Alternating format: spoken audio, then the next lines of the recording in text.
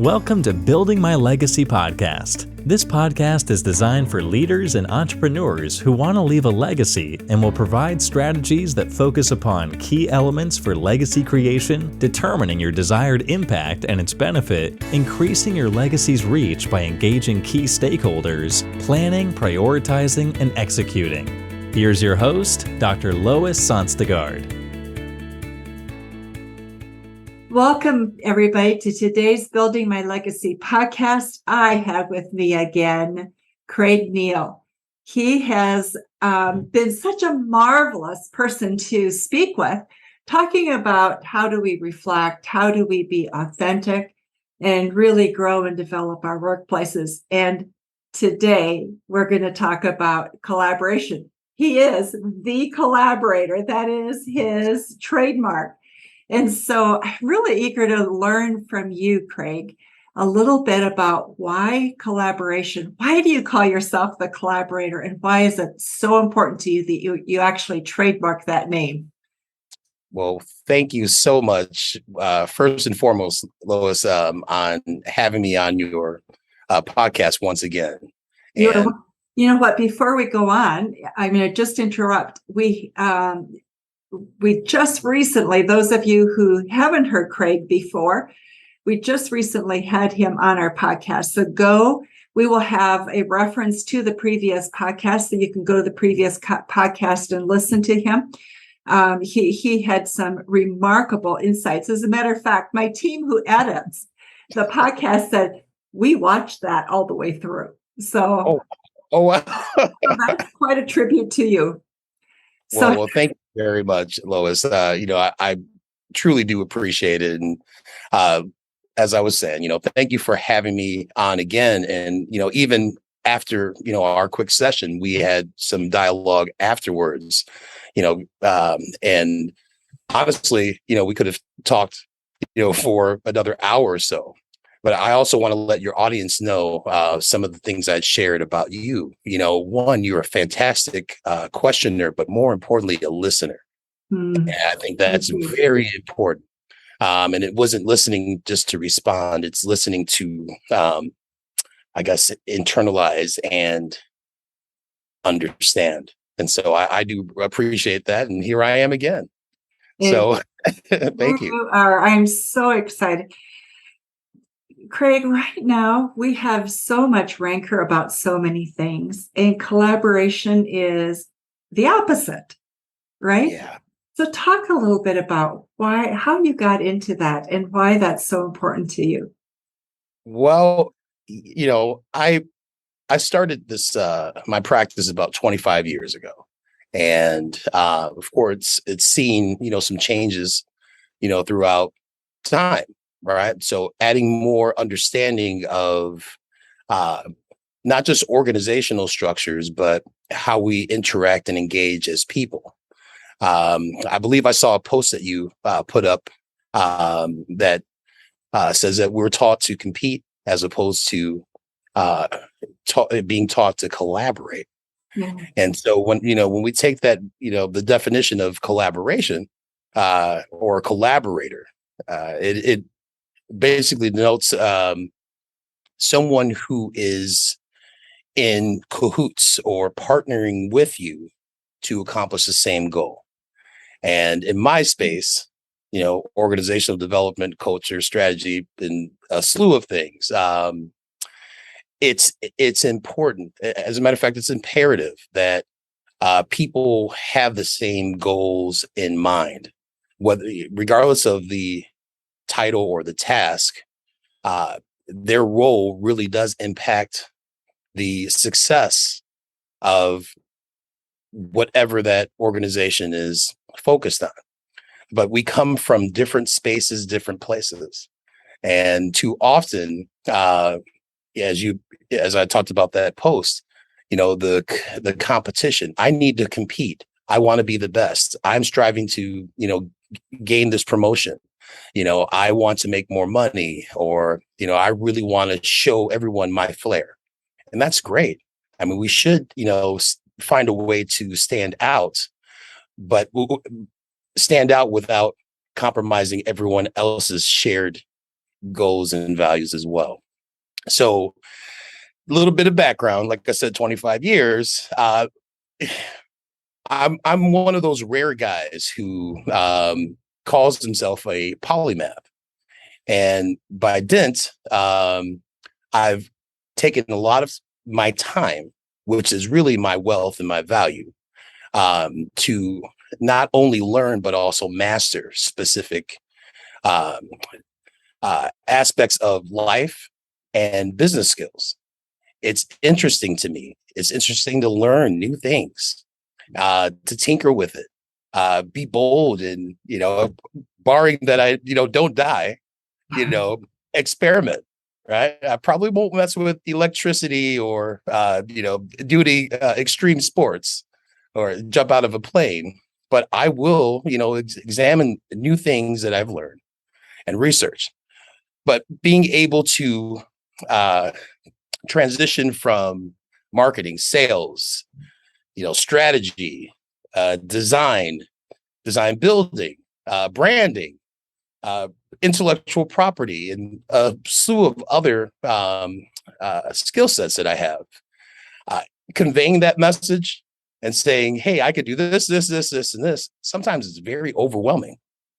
And or identifying in, what I can specifically help my clients with. So I thought very deeply, and I decided, well, I guess the best way to describe it is to say that I collaborate with people. Hence, I am Craig Neal, the Collaborator. And they're both Craig Neal and the Collaborator are my trademarks, among others. But it simplified my messaging. It simplified more so just my goal, my purpose. It's not me who's the change agent. It should be my client and the team, the people within the organization. They're going through that change. I'm not there 40 hours a week. I don't have a 401k, dangling as a carrot to keep me focused on the task at hand. However, what I do, I collaborate with leaders and their people to enhance collective performance. And unlike a lot of my contemporaries, if you will, I don't believe I have competition, so I call them contemporaries. My focus isn't what's solely going on in the C-suite. I interact and engage with every single player, of course, barring some extreme travel, everyone in the organization, whether it's the custodial department or all the way up at the top, the leader who usually initiates that engagement. I want to understand where they are, and also give them the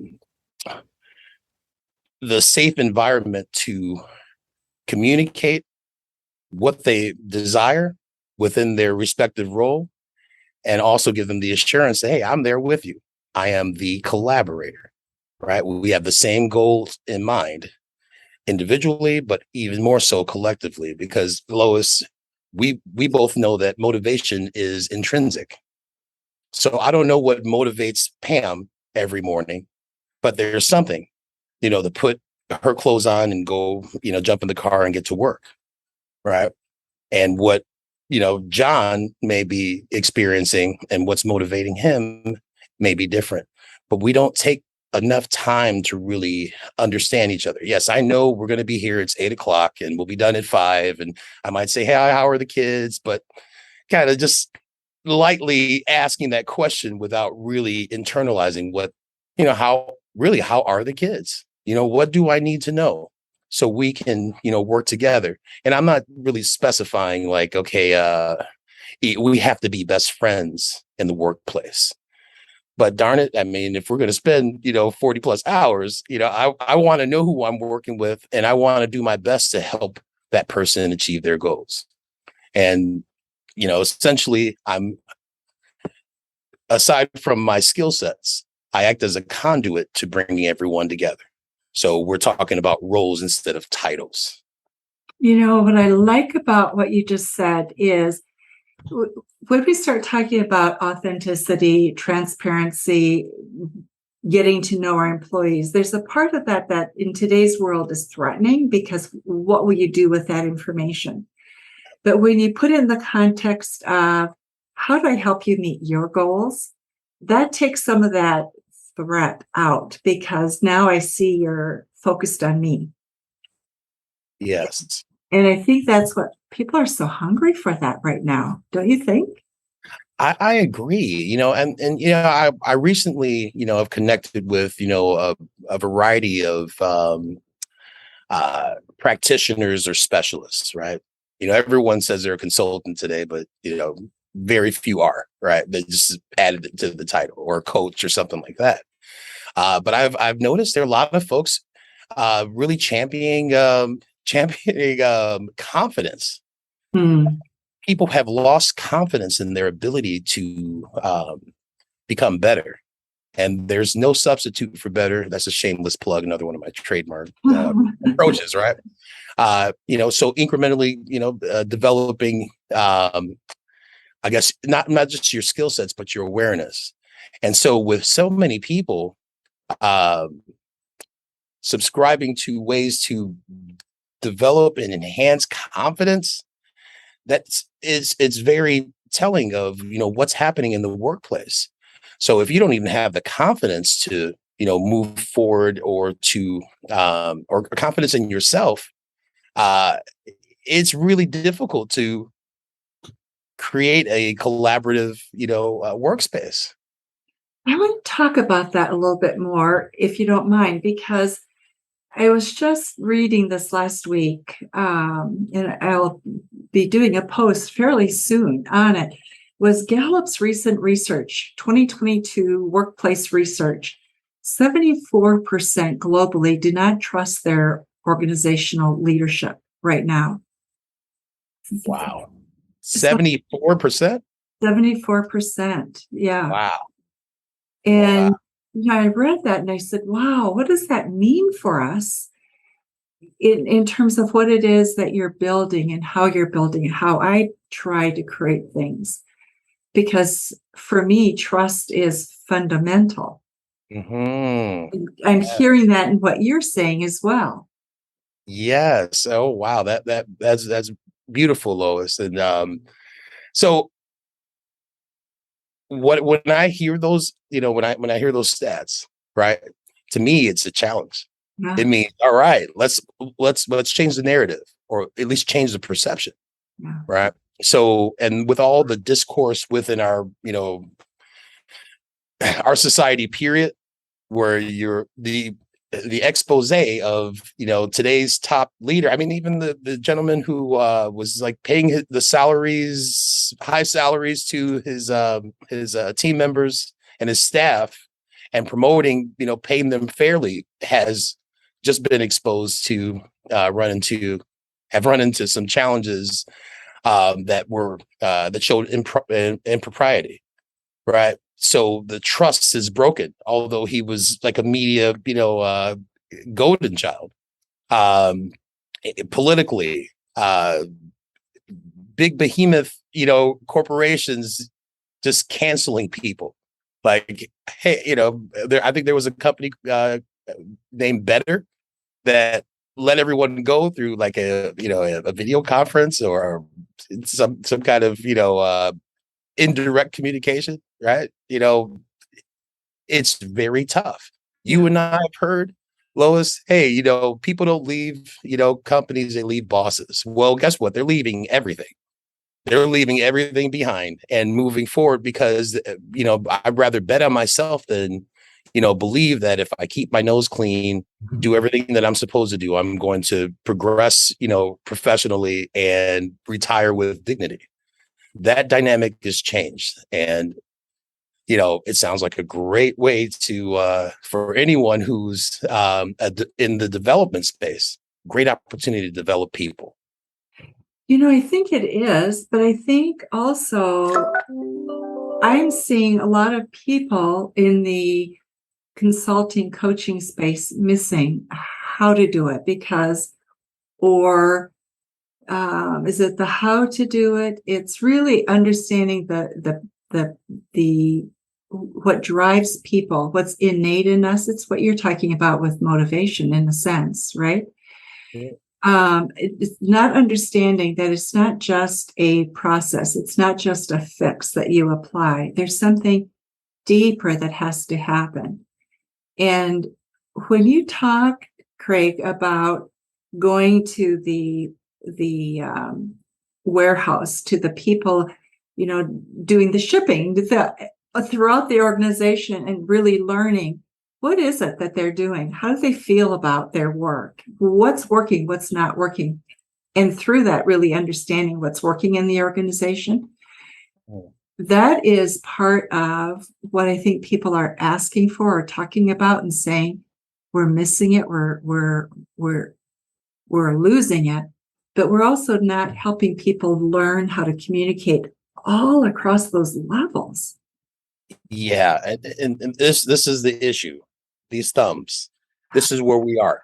And so, I'm, like I said, I've been doing this for 25 years, and I like to say that aside from being a savant, I'm old school, right? So I know those old school processes that that worked. How are they relevant in today's day and age? We've gone from observation research to let me look at the numbers. And I recently put a video up that talked about KPIs and OKRs, and they'll give you the data you want, but what good is the data if it's not interpreted and used properly? I can't just say, all right, I have the information, let's go. It's time to make a decision. You need more qualitative information, right? You have to be intelligent, not just about what your role or your task is, but intelligent about the pulse of the organization. Right. And so while we're on with these thumbs and we're not interacting with people and meeting them where they are, that causes challenges of mistrust. So you're right on. So with that, though, now we're hybrid in addition to all of that, right? So how do you collaborate in a hybrid environment? Okay. Well, you don't assume that you have the answers, and everyone comes in with methodology, that it's tried and tested, but each individual and each organization is completely different and unique, right? So come in with an open mind. I like to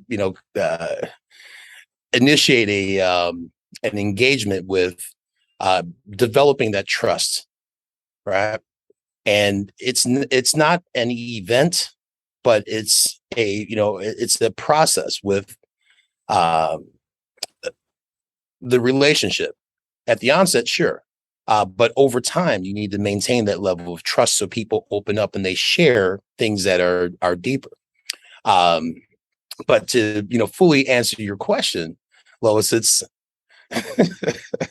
it's funny, right? Because I'm thinking of what the stories that I've heard, and everyone, even flexing on, their marketing, hey, this is my, 5-step approach to such and such and such.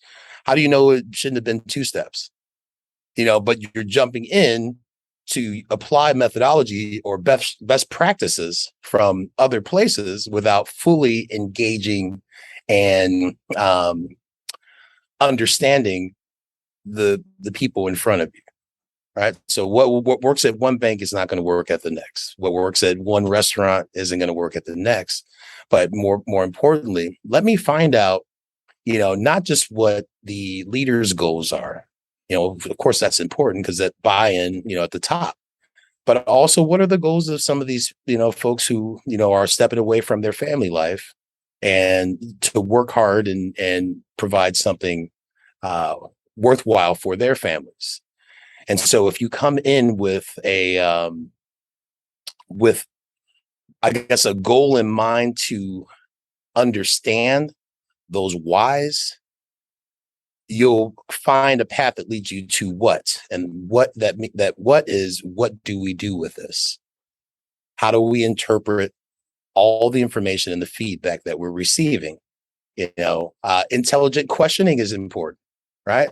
Most folks in my space, and other, leaders of organizations, they're quick to use templates, right? So here are the 10 things that we need to ask everyone once a year. Oh, you know what? That's not working. Let's go ahead and send out these, 360 feedbacks. All right. Well, you know what? I'll stick with that. And let's go ahead and score it on Indeed or Glassdoor, and we're good.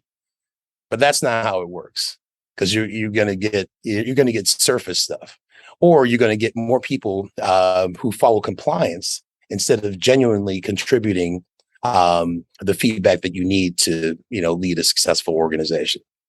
So meeting people where they're at and coming in not assuming that they're broken or you have the absolute solution for the challenges is the way to go. I appreciate your comment about not assuming that people are broken, because I think there's a sense that people are having right now that they're broken, and that they need to be fixed. And so there's a fear of, okay, what are you going to do to me now? I mean, that person did, so there's this, what's going to be done to me mentality. And that puts barriers up. It's hard to get people then to want to relate, to look at what do we do. Okay, three things I want to point out, right? You have culture, you have competition, and you also have distinction. Okay. Okay. If I can talk on those things, these are the challenges that leaders, either they see it and don't understand it, or they don't understand it and they're not looking. Okay.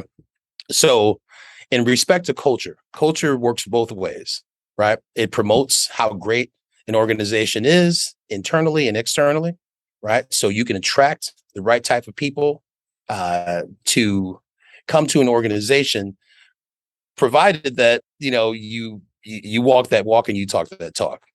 And internally, you have people who are dedicated and focused on collaboration.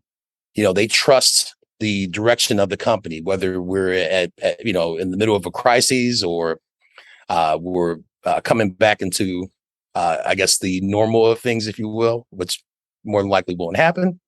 But the health of the organization and a healthy culture helps enable collaboration, trust, and beyond, and even outside. But too much focuses on training and workshops, and those last for 3 days. And then, all right, guys, well, take all the information you got and do the best you can with it. And then I talked about competition. Too often we're focused on what the other organization is doing, who's the best and who's the worst, and you want to find yourself in the middle, right? But if you operate your organization without really focusing on the competitive landscape, it's good to have a competitive, have data and intelligence on your others in the industry, but don't just label them competition, because they're fighting too. And most of the threats that you have competitively haven't even surfaced, right? They're coming, or someone in their garage or whatever. So when a leader has kind of instills within the organization a focus on not competing against external forces, but competing against what we were yesterday or last week or last month, it works out a lot better. The last one is, distinction, right? So as I shared just a few moments ago, every person that makes up the sum is unique, right? So a leader who's in charge of the entire, operation, right, has to look at all of these players.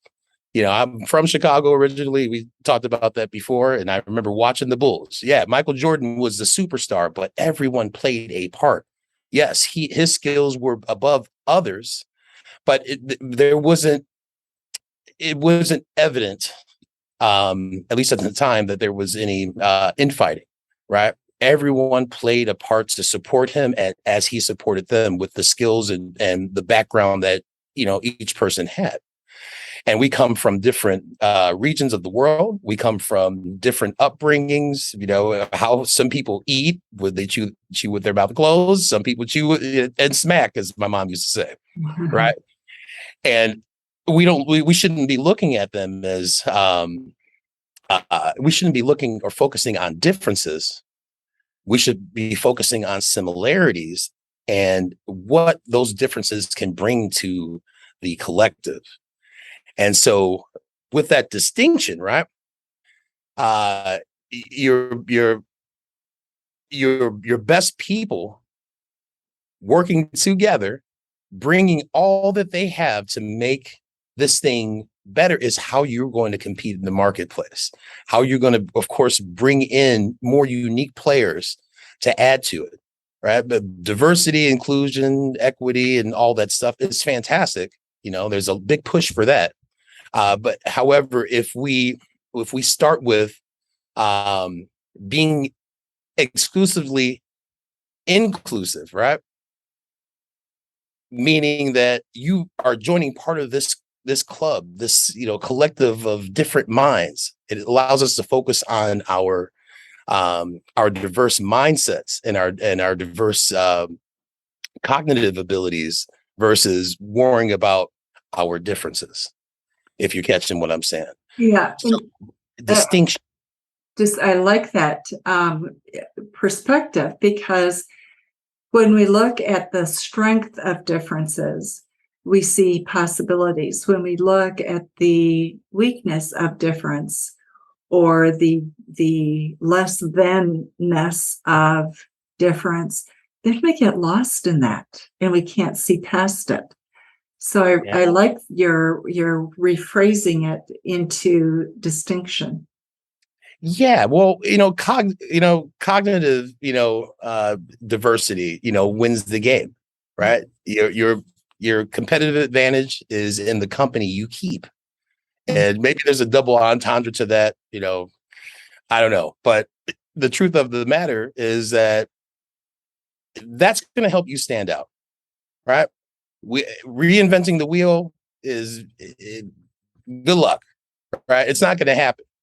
But the people that make up the sum or the collective of your organization will help define how you, of course, reach those successful levels that you desire, right? So not only do you focus on eliminating the competitive landscape and focusing on those things, a leader can lead without worrying about, hey, they're doing their thing. That's great.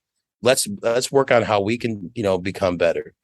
A winning culture, meaning that everyone, right, from every level is focused more so on their roles and how they are a team player. And everyone learns differently, but more than likely, everyone uses their senses: eyes, ears, smell, communication. I mean, we can make music and we can rearrange music. That makes us a fantastic species, right? We can communicate it, with writing, with drawing, with playing Pictionary, charades, whatever.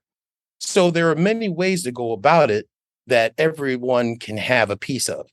But a winning culture helps promote your organization and draws in the right type of talent. And with that distinction, like people know like people, right? Or they like people, right? So you need some more minds, right? As opposed to just more hands, or maybe some people who are more skilled with using their hands. You can attract those people because they see that, as I mentioned before, an exclusive, inclusive type of organization, right? And not really focusing on, like I said, the standard of, diversity, equity, inclusion, which I believe if we're all professionals, we should be focusing on, again, cognitive diversity, right? But, that's going to take some time as well. So those are three things that I wanted to make sure I pointed out, because that's the areas that are, at least from what I'm seeing, are allowing organizations to thrive, post this whole crisis that we've been in. And it's not the first crisis, and it surely isn't the last, but we need to be prepared. And there are a lot of organizations that weren't prepared. People left or chose another workplace or started an entirely different, career path because they were presented with options that were better than coming back to you. And those who did come back and are loyal still didn't receive their credit, right? There was no promotion. There's more work to do because we can't find people who want to come here. They don't want to find you because you're still operating like you did in 1970. You're still operating like you did in 1990. You're still operating like you did in 2015, 2019. So you got to focus on making those changes. But those changes come from collaborative ideas. They come from assessing, and not just with, assessment tools, but assessing and having engagement with your people and knowing, okay, what's next? Innovation is just around the corner. Someone has an idea in there. Someone knows how to pull those skills together, right? But if we're not looking and we're not listening, that's, where we run into challenges. You point out something I think really important, because the amount of change we've gone through since COVID, 19 about, to today is at a pace that is so much faster, I think, than anything we've experienced before.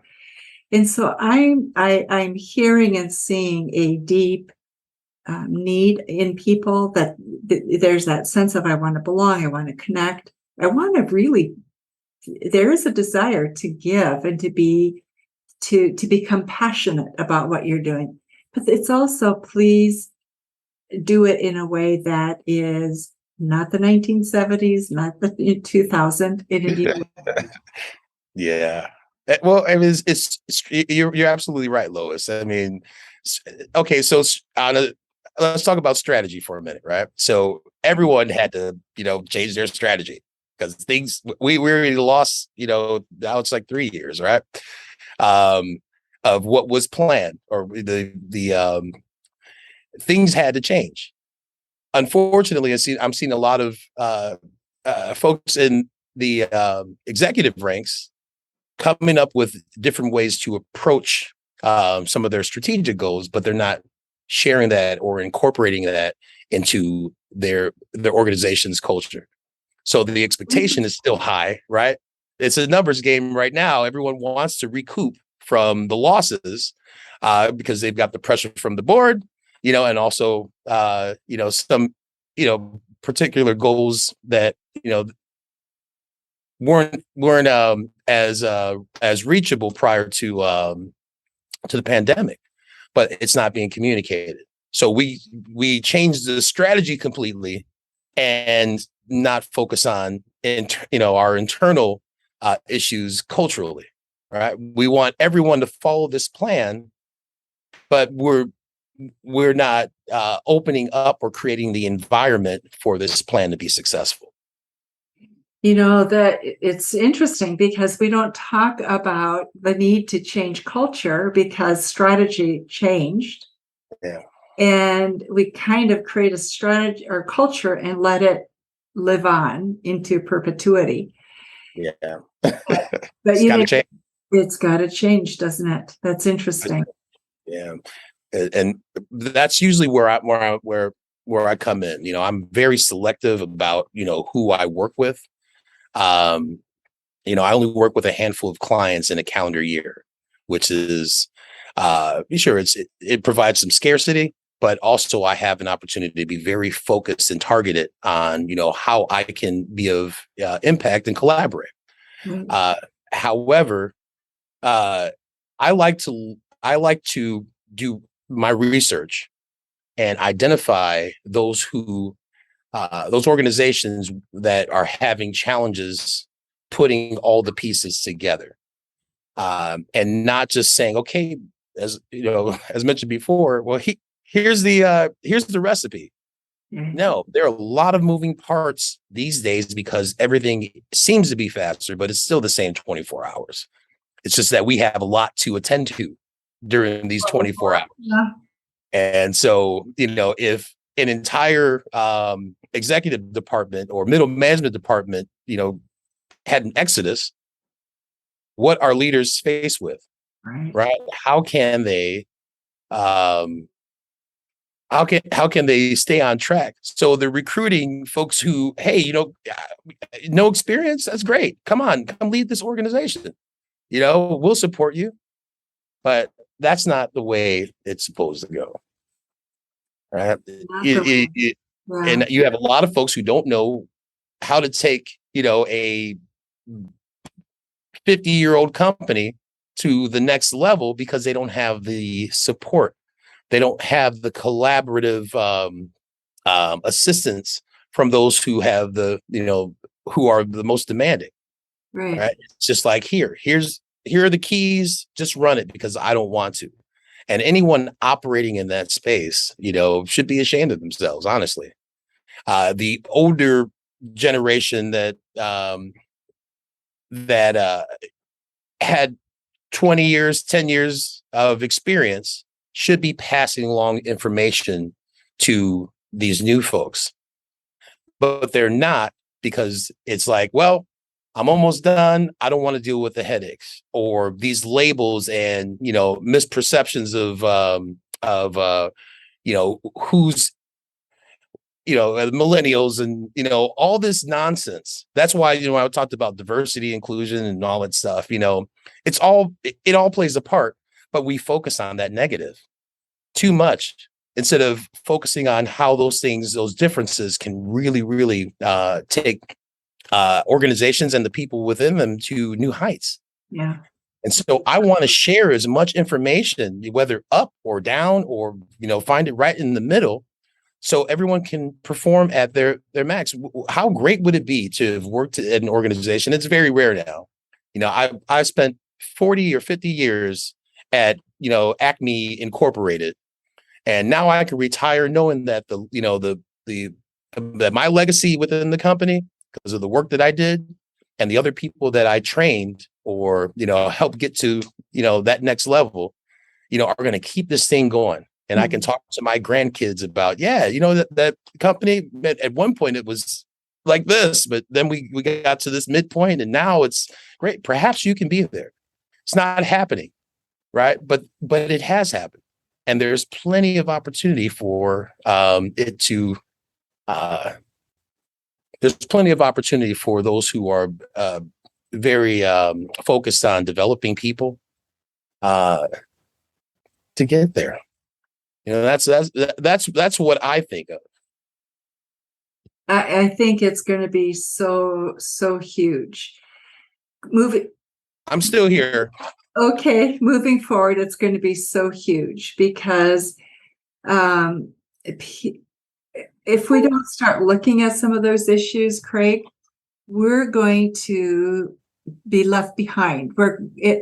So if we don't look at them, work then becomes totally transactional. Yeah. And when it's transactional, we can go anywhere in the world. We don't need our local labor, and that is not good for communities. Communities really need that stability of a stable workforce. Yeah. Our time is almost up.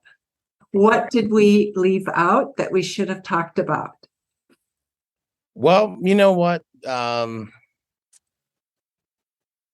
If I were to, reiterate what leaders should be focused on, yes, again, culture. Okay. Right. Culture, because it works internally, it works externally. If you're looking for just something that's current, you're looking to bring in new talent, great talent that's going to last, and you don't have to dangle a $5,000, $10,000, $20,000 signing bonus, which is sad because we've gotten to that point. It's like we're desperate. Don't do that. Focus on building a dynamic and healthy culture. Right. It may take a little more time than you want it, but it's worth it. and Competition. Okay. I'm sorry. Oh, Yes. I'm sorry. I'm sorry. I was just going as the collaborator, you would say build a collaborative culture. Indeed, indeed, indeed. I might borrow that. Hey, we can both own that trademark if you want. So Stop competing. number 2 was stop competing. Okay. Yeah, stop competing, right? And your perceived competition really isn't your competition. As a matter of fact, walk down the street and go talk to them, and you'll find out that you were wrong all along. But we create these, I guess it still kind of goes around culture, but we create these competitive ideas that that company there is wanting to eat our lunch, or they're not as good as we are. And in sales, the sales rep usually buys into that.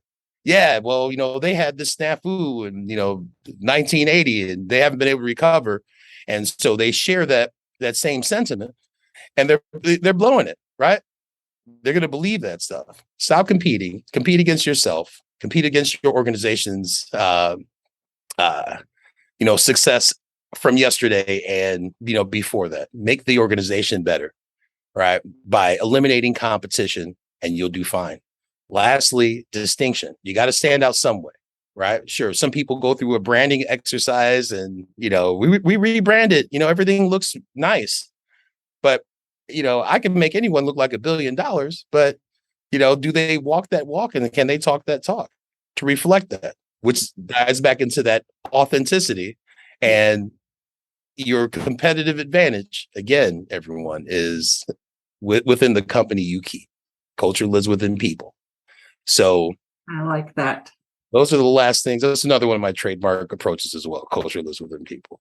But, I might as well share it. Cultures with people, and it's so key to collaboration, right? So, Craig, thank you. You have been wonderful. I appreciate your insights into this. And those of you who are listening to Building My Legacy podcast, just think of that. Part of building a strong culture is that collaborative culture that you create that Craig has talked about. And so I encourage you to go to the show notes, look for information about Craig. He will be there. His information will be in the show notes. Contact him. He really has a broad, in-depth perspective of organization culture development in the face of disruption and change and all the things that we're going through. So be sure to look him up, contact him. We encourage you to do that. Craig, thank you so much for being with us. Lois, once again, a pleasure, and I do appreciate you for having me on. Thank you. You are welcome. And those of you who are listening, we encourage you also to go visit our website at buildtomorrow.com with the number 2, and our latest with startwithcollaboration.com. Thanks. Again, thanks, Craig. Thank you, Lois. You've been listening to Building My Legacy podcast with Dr. Lois Sonste. To book your appointment with Dr. Sonste, visit www.buildtomorrow.com.